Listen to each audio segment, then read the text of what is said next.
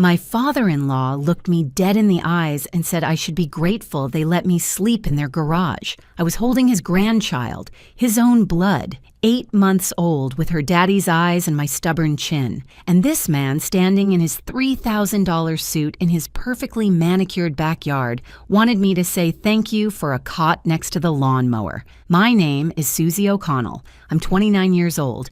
And 3 months ago, I made the biggest mistake of my life. I moved into my in-laws' house after my husband Tyler got deployed to Germany. When Tyler first brought up the idea, it sounded almost reasonable. He was going overseas for 14 months. We had a 5-month-old baby. His parents had that big house with 3 empty bedrooms. His mother, Phyllis, actually cried when she offered. She said she wanted to help. She said family takes care of family. What she didn't mention was that I'd become their unpaid servant, their punching bag, and their personal ATM. I gave up our apartment to save money for our future home. Tyler and I had been married for 2 years, and we were finally getting our feet under us. We had $47,000 in our joint account, enough for a down payment on a starter home when he got back. Then I moved into the Brennan house. You know the type. Big columns out front serving no structural purpose whatsoever. A circular driveway designed purely for showing off. The kind of house that screams, "We have money," while whispering, most of it is credit card debt. But it looked impressive from the outside, which I would learn was the only thing that mattered to the Brennans. The first week was fine. Phyllis showed me to a nice guest room. Gerald helped carry my bags. Brooke, Tyler's older sister, even brought over a casserole. I thought maybe I had been too harsh in my private judgments. By week 2, things shifted. Phyllis mentioned the guest room was actually saved for her sister's visit. Would I mind moving to the space above the garage? Just temporarily, of course. The space turned out to be unfinished storage with a camping cot and a space heater that worked about as well as a birthday candle in a blizzard. I'm pretty sure I could have stored ice cream up there without a freezer, but I told myself it was temporary. Then they took my car. Well, they convinced me to let them keep it safe. Phyllis said the neighborhood had break-ins. She said I didn't need to drive anywhere anyway, since everything was right there at the house. And I, exhausted from sleepless nights with a fussy baby, handed over my keys like an idiot. I haven't driven in 3 months, haven't had access to our bank account either. Gerald got himself added to the account and gave me a weekly allowance of $40 for me and a baby. Have you seen the price of formula lately? I could write a horror novel about diaper costs alone. The expensive diapers that didn't give Lily a rash cost about $28 a box. That left me roughly $12 for food. I started skipping meals so my daughter wouldn't go without. Lost 15 pounds I didn't have to lose. My phone got switched to their family plan too. For convenience, they said. What they didn't mention was they could see everything I did. The one time I tried to email Tyler the truth, Phyllis found it on the family computer and deleted it. Then she took away my laundry privileges as punishment. I spent 2 weeks hand-washing baby clothes like a Victorian washerwoman while my knuckles cracked and bled. 2 weeks ago, Gerald decided the gutters needed cleaning. He decided I should be the one to do it. His exact words were that I needed to earn my keep. So I climbed that rickety ladder, made it about 15 feet up, and the whole thing shifted. I grabbed for the roof, missed, and came down hard on my left ankle.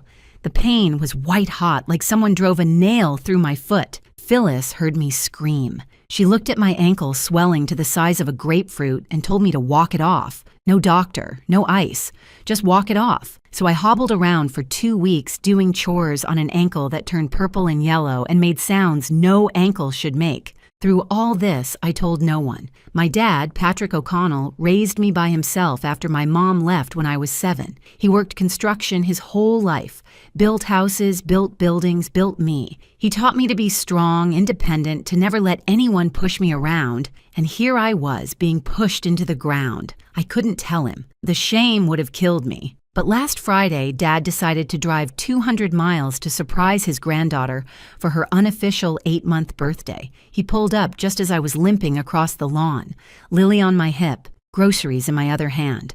I had walked 2 miles to the store and back because I had no car. My ankle was screaming, and my father saw everything. He watched me struggle up the driveway. Then he asked where my car was. I told him his mom took it, that I was lucky they let me stay. My father's face went through 7 emotions in 3 seconds: confusion, anger, rage, more rage, and finally something that scared me more than all the others: calm, complete calm, the kind that comes right before a hurricane makes landfall. He opened his truck door and spoke 4 words that changed everything. "Get in the car. We're fixing this tonight." I didn't know what that meant, but the look in his eyes told me the Brennans had just made a very serious enemy. And Patrick O'Connell didn't lose fights. Not ever. Before we continue, if you're enjoying this story, please subscribe and tell me in the comments where you're watching from and what time is it there. I see every comment and it makes my day. Thank you so much for your support. Now, back to what happened. My father drove us to a diner 3 towns over. He said he didn't want anyone reporting back to the Brennans. At the time, I thought he was being paranoid. Later, I realized he was being strategic. Everything Dad did from that moment was strategic. The man spent 35 years in union construction. He knew how to deal with bullies. And the Brennans, he told me over coffee, were running one of the oldest cons in the book. I told him everything that night. Every humiliation, every stolen privilege. The words poured out like water from a broken pipe. 3 months of silence, finally breaking free. I told him about Brooke, Tyler's older sister, who visited almost daily. Not to help, never to help. She came to report back to her mother about everything I did wrong. The dishes weren't clean enough. The baby cried too much. I wasn't grateful enough for everything her generous family was doing for poor little me. Brooke never liked me. I came from a working-class family. My father worked with his hands. In Brooke's world, that made me less than. Dad listened without interrupting. When I told him about Phyllis monitoring my emails, his knuckles went white. When I mentioned the latter, I thought he might flip the table, but he just nodded and asked one question. "What else haven't you told Tyler?" That's when I broke, because I hadn't told Tyler anything. Every video call, his parents were in the room, listening, monitoring. If I tried to text something real, they checked my phone. I was completely cut off from my own husband, but it was worse than that. Phyllis called Tyler regularly on her own phone, gushing about how wonderful everything was, how happy Susie seemed, how grateful I was. She made it sound like I was thriving. And Tyler, stuck on a base 6,000 miles away with limited internet and no reason to doubt his own parents, believed every word. Dad asked about the bank account. I told him Gerald handled everything. I got my $40 on Mondays, and that was all I saw of our money. Dad asked if I still had login access. I said I thought so. I'd never actually tried since moving in. My father smiled then. Not a happy smile. The kind a chess player makes when they see checkmate 3 moves away. He dropped money on the table and said we were going to Kinko's. Kinko's at 11 at night is a strange place. There was a guy in a bathrobe making copies of something I chose not to look at. And there was me, logging into a bank account I hadn't seen in 3 months. The numbers didn't make sense at first. We should have had around $47,000. Tyler's military pay had been depositing automatically. There should have been more by now, not less. But the screen showed $8,200. Nearly $39,000 had vanished. Dad pulled up a chair and said we should look at the transaction history. We printed page after page, and the story they told was ugly. Transfers to BB Holdings, LLC. $15,000 over 3 months. I had no idea what that was until Dad searched and found Brooke's Instagram boutique. She'd been selling healing crystals to gullible women, rocks that looked like they came from a parking lot after a rainstorm. 0 real customers and apparently 0 conscience about where its funding came from. Cash withdrawals every few days, big ones, 500 here, 300 there. The pattern matched Phyllis's lifestyle perfectly. Her twice-weekly salon appointments, her shopping trips to stores I couldn't afford to walk into, her lunches with church ladies where everyone pretended to be humble while comparing designer handbags, marina fees and boat club memberships.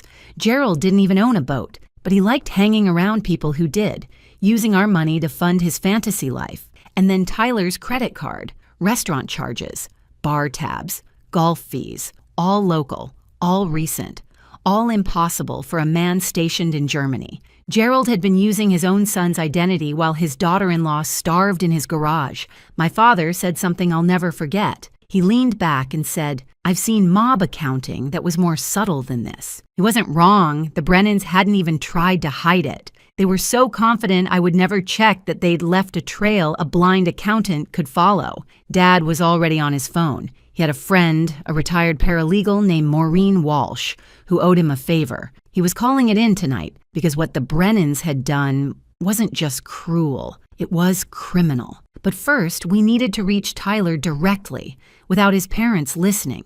Maureen Walsh showed up at Kinko's at midnight in fuzzy pink slippers and a Michigan sweatshirt. She looked like someone's grandmother arriving to bake cookies.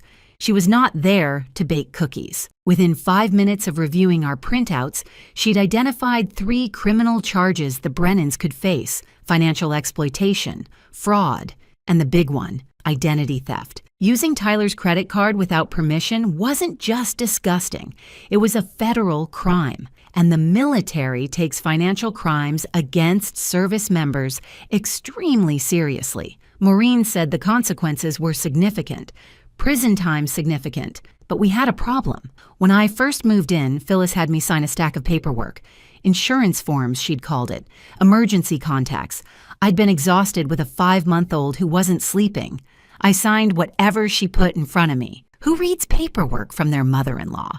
One of those documents was a limited power of attorney giving Gerald authority over financial decisions. That's how he'd gotten added to our account. He had my signature on paper. Never mind, I had no idea what I was signing. Maureen asked if I'd signed willingly with full understanding. Had anyone explained what it was? Had I been given time to read it? No to all 3. She made a note. Fraud can occur when consent is obtained through deception. This might qualify. Dad asked about reaching Tyler directly, without the Brennan filter. Maureen agreed it was critical. If Tyler didn't know what was happening, he needed to hear it from his wife first, not from lawyers or investigators. The problem was how. Tyler had limited internet time on base. Every number I had for him, his parents knew too. If I called through normal channels, Phyllis would find out within hours. That's when Dad pulled out his ancient flip phone. The man refuses to upgrade. Says smartphones are for people who don't have enough to think about. But that night, his stubbornness saved us. He scrolled to a name from decades ago. Sergeant First Class Raymond Booker, an Army buddy who now worked logistics at bases across Europe, including Tyler's base in Germany. Dad made the call right there at Kinko's. It was after 6 in the morning in Germany. They exchanged the kind of greetings old soldiers exchange, brief, profane, and oddly affectionate. Then Dad explained everything. A message would be delivered. Tyler would call a number his parents didn't know. It might take a day, but it would happen. We left Kinko's with a folder full of evidence and something I hadn't felt in months: hope, tiny and fragile, like a candle in a hurricane, but real. Dad drove us to a motel, not a nice one, the kind where the ice machine has been broken since the Clinton administration, but it was warm, and it wasn't the Brennan house. Lily fell asleep immediately in my arms. Babies sense stress. That night, with my father keeping watch by the window, she slept more peacefully than she had in months. I couldn't sleep, though. I lay there going over the numbers. $15,000 to Brooke's crystal scam, $8,000 in cash for Phyllis, thousands more to Gerald's boat club fantasy, money that was supposed to be our future home, our daughter's security, gone. The call came at 2 in the morning. Unknown number on Dad's flip phone. When I answered, I heard the voice I'd been missing for 3 months. Tyler sounded confused at first. He'd gotten a strange message from someone he didn't know, telling him to call this number urgently. Was everything okay? Was Lily all right? I started crying before I could stop myself. 3 months of holding it together came out in one overwhelming wave, and when I could finally breathe again, I told him everything. When I finished, there was silence. Long enough that I thought the call dropped. Long enough that a terrified part of me wondered if he'd believe his parents over me. Then Tyler spoke. 4 words that put my broken heart back together. "I believe you, Susie." He believed me. Without hesitation, without demanding proof, without making excuses for his family. He believed his wife. Tyler had questions, lots of them. Then he told me what he was going to do. First thing in the morning, he was going to his commanding officer. Identity theft against a military spouse was taken seriously. His parents had committed federal crimes, and Tyler intended to make sure they faced consequences. But that wasn't all. His father's 60th birthday party was Sunday. The whole family would be there. Neighbors, business partners, church friends. Everyone the Brennans had spent years impressing with their perfect family image. What if, Tyler asked, he made a surprise video call to wish his father happy birthday? What if that call didn't go the way Gerald expected? I could hear the cold anger in his voice. This wasn't just about justice anymore. This was about exposure, about ripping away the mask and showing everyone the real monsters underneath. I told Tyler I loved him. He said he loved me too. Then he said something that made me smile for the first time in 3 months. His father was about to have the worst birthday of his life. Saturday morning felt different. The sun came through that cheap motel window like the universe knew the balance was finally shifting. Lily woke up smiling, reaching for my face with her tiny hands, completely unaware her mama was about to go to war. Dad was already awake. I'm not sure he ever slept. He'd spent the night making calls, coordinating what he called the infrastructure of justice. The man had spent 35 years building things. Now he was building something different. The Brennans had no idea what they'd awakened when they messed with Patrick O'Connell's daughter. Tyler had been busy too. He called around 6 in the morning, right after meeting with his commanding officer. The military does not appreciate identity theft against service members. Tyler's CO listened to the whole story with a face like thunder, then connected him with JAG immediately. Within hours, Tyler had filed formal reports about the credit card fraud and unauthorized account access. The wheels of military justice were turning, and once they start, they're very hard to stop. First thing Tyler did was freeze every account, the joint savings, the checking, his credit card, everything. Gerald would find out soon enough when his next restaurant swipe got declined in front of his golf buddies. But by then it would be too late. No more transfers to Brooke's Crystal Pyramid scheme. No more cash for Phyllis's shopping addiction. No more boat club memberships for Gerald's fantasy life. The bleeding had finally stopped. But freezing accounts was just the beginning. Tyler wanted accountability, and he had a plan to get it. His father's 60th birthday party was tomorrow, Sunday. The whole extended Brennan clan would be there. Neighbors from the fancy houses nearby, business partners in expensive casual wear, church friends with covered dishes.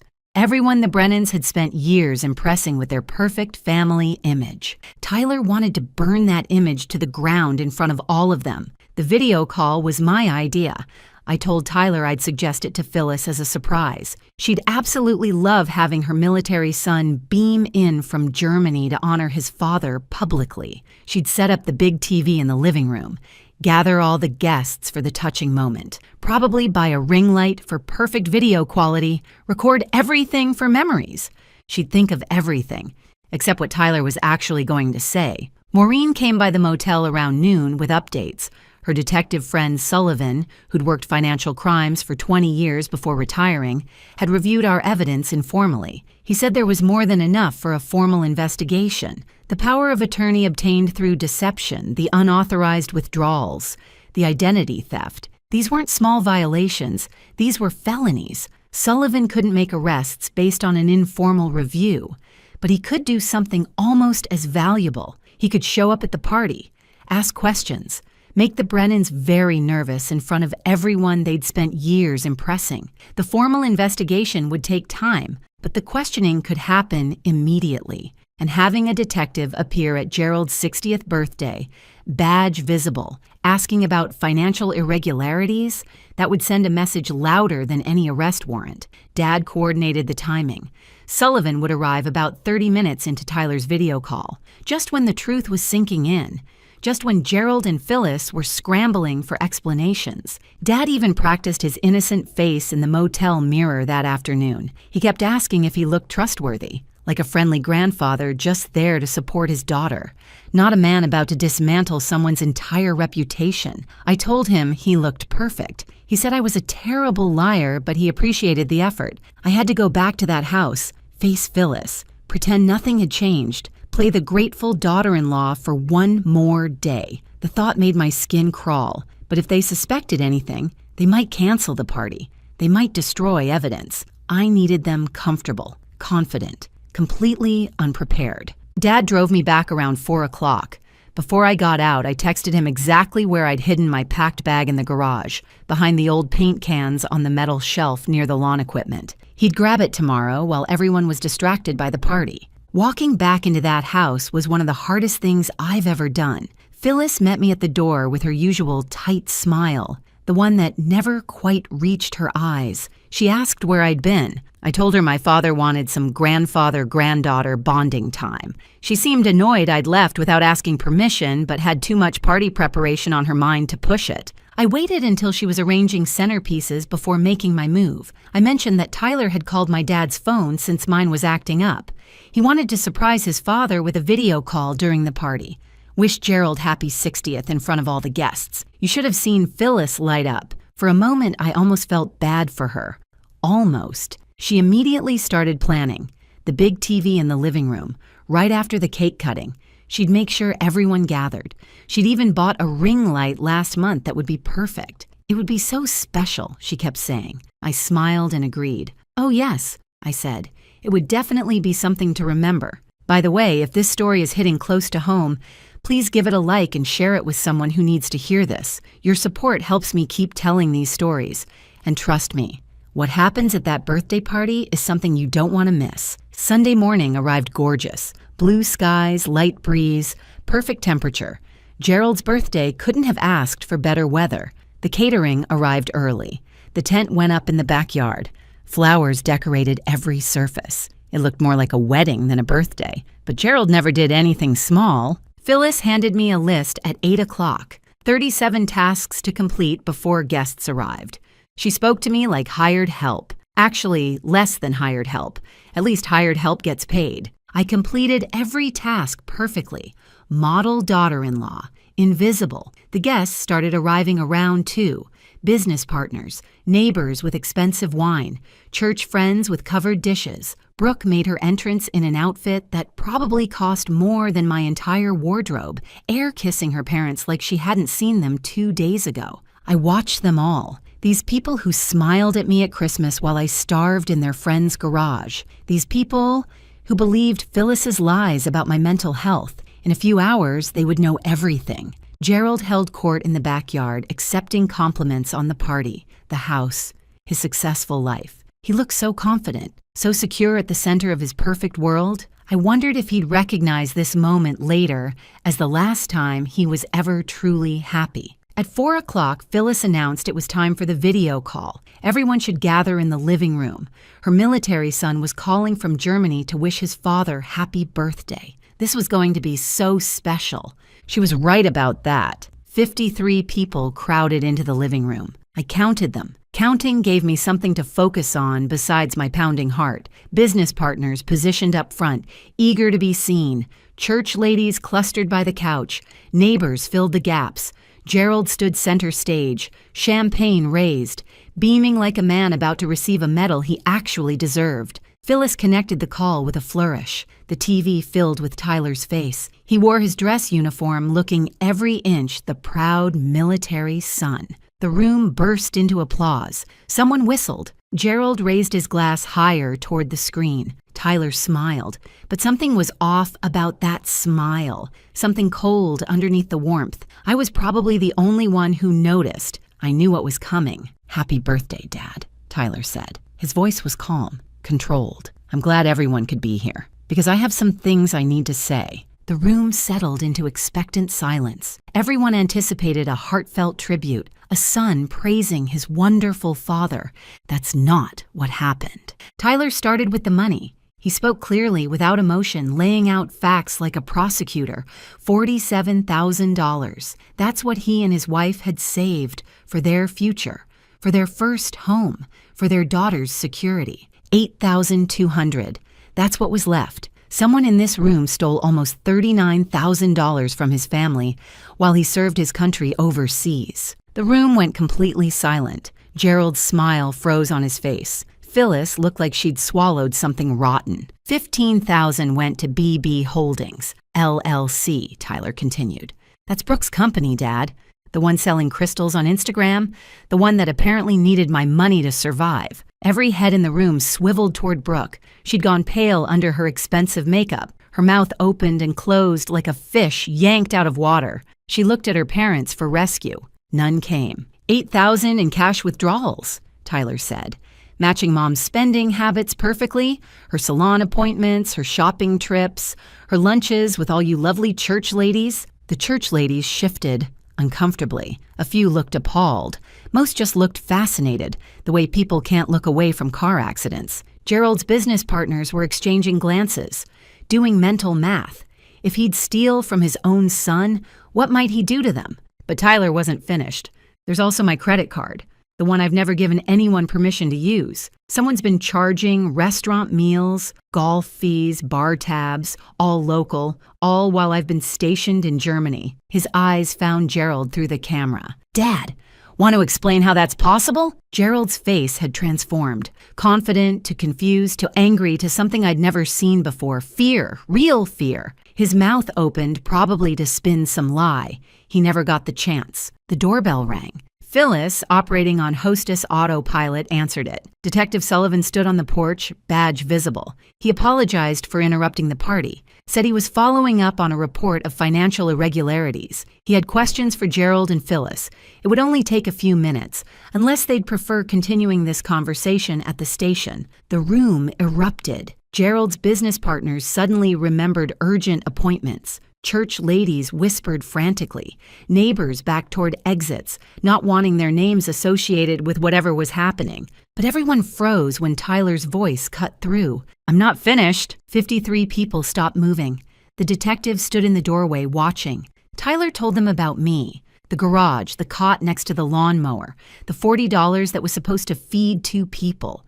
The car taken away, the phone monitored, the emails deleted. He told them about the ladder and my ankle, about being told to walk off an injury that might have been a fracture, and he told them about the lies, the stories Phyllis spread about my mental health, the whispers that I was unstable, couldn't be trusted with my own baby, the campaign designed to destroy my reputation, so if I ever spoke up, nobody would believe me. I watched faces change around the room. Church ladies who'd believed Phyllis, who'd probably spread those stories themselves, looked sick. Neighbors who'd seen me limping and never offered help couldn't meet my eyes. They'd all been fooled. They'd all played their part without knowing it. Phyllis tried to interrupt, called it lies, misunderstandings, a troubled girl making up stories, but her voice was shaking. Her perfect composure was cracking. Nobody looked at her with sympathy anymore. They were looking at her like they'd never really seen her before. Gerald tried another approach, turned to his business partners, called it a family matter that got out of hand, said they could work it out privately. One partner, a silver-haired man named William, asked a simple question. Did you use your son's credit card, Gerald? Gerald didn't answer. His silence said everything. Detective Sullivan suggested Gerald and Phyllis come to the station voluntarily, answer some questions, clear up these misunderstandings. Tyler spoke one last time. He looked at me through the camera. Susie, take our daughter and go with your father. I'll be home as soon as I can. I love you both. Then he looked at his parents, the people who raised him, the people who'd stolen from him and abused his wife and lied to his face for 3 months. He didn't say goodbye. He didn't wish his father happy birthday. He just ended the call. The screen went black, and Gerald's perfect world went black with it. I walked to the door where Dad was waiting.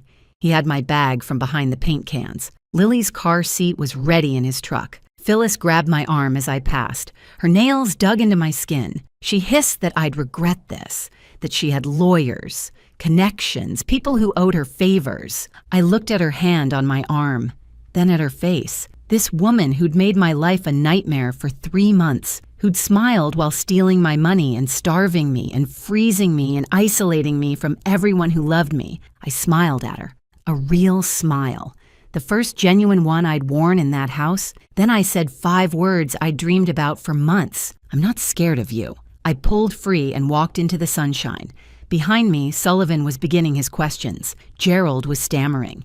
Phyllis's voice was rising in panic as everything crumbled around her. I didn't look back. Not once. I climbed into Dad's truck, buckled Lily in, and watched the Brennan house disappear in the mirror. The sun was setting, orange and pink streaking across the sky like the world was celebrating with me. The next few weeks were a blur of legal proceedings and phone calls, but for the first time in months, every update brought another small victory. Gerald and Phyllis were formally charged 10 days after the party. Financial exploitation, fraud, identity theft. The prosecutor added more charges once investigators really started digging. Turns out Gerald had been skimming from his business partners for years, too. Smaller amounts, harder to detect, but they added up. By the time everything was tallied, he was facing both state and federal charges. His lawyer told him to prepare for significant prison time. Phyllis tried playing victim, told anyone who'd listen that she had no idea about the financial crimes. Nobody bought it. The evidence showed she'd been an active participant in everything. The cash withdrawals matched her shopping trips. The communication monitoring was her project. The lies about my mental health were her creation. She was facing her own charges now. Brooke's situation was almost funny. Her Instagram boutique had never been properly registered with the state. She'd never paid taxes on the $15,000 she took from our account. When investigators looked into her business, they found a mess of violations. Her influencer dreams died the day the state tax authority sent her a letter demanding back payments plus penalties.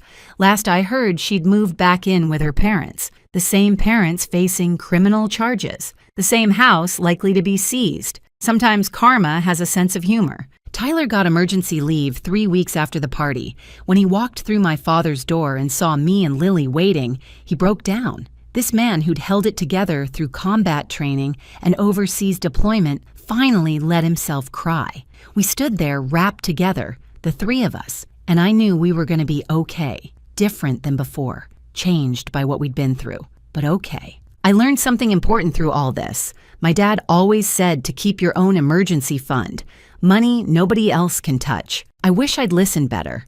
From now on, I'll always have savings in just my name. No shared accounts without clear boundaries. No signing documents without reading every word. You never know who might betray that trust. The community reaction surprised me. I expected people to take sides. Instead, I got casseroles, cards, phone calls from church ladies apologizing for believing Phyllis's lies. One neighbor came by with homemade pie and tears in her eyes, saying she'd seen me limping that day and almost offered help, but decided not to interfere. She'd been haunted by that decision. I told her it wasn't her fault. The Brennans fooled everyone. The house went up for sale 2 months later. Gerald needed cash for lawyers. I drove by once. The for sale sign looked wrong in front of those pretentious columns. The grass was overgrown, the gardens choked with weeds. The house that was my prison was becoming a shell. I didn't feel satisfaction, just closure. Tyler came home permanently in early spring. He'd been transferred to a base 2 hours from Dad's place. We started looking at houses again, smaller than we'd planned, but ours. No in-laws with keys, no shared accounts with family, no power of attorney ever again. The last time I saw Phyllis was at a court hearing. She looked smaller than I remembered. The church lady mask was gone, replaced by something raw and scared. She tried to catch my eye. I looked right through her like she wasn't there. She doesn't get my attention anymore. She doesn't get anything from me ever again. Walking out of that courthouse, I held my husband's hand on one side and my father's on the other. Lily babbled happily in her carrier, unaware of everything. She'll know this story someday. I'll tell her that her mother was brave even when she didn't feel brave, that her grandfather drove 200 miles because something felt wrong, that her father believed his wife when it mattered most, and I'll tell her the most important lesson. You don't need permission to stand up for yourself. You don't need approval to demand respect. Anyone who tries to take your dignity doesn't deserve a place in your life. Not even family, especially not family who would hurt you. Some people mistake kindness for weakness. The Brennans made that mistake. They thought because I was polite, because I didn't fight back immediately, they could do whatever they wanted. They learned the hard way. When you mess with an O'Connell, you better be ready for the consequences. Family protects family, always. Thank you so much for watching. More of my most gripping stories are already on your screen. Click one now and don't miss the best part. You will love it. See you in the next story.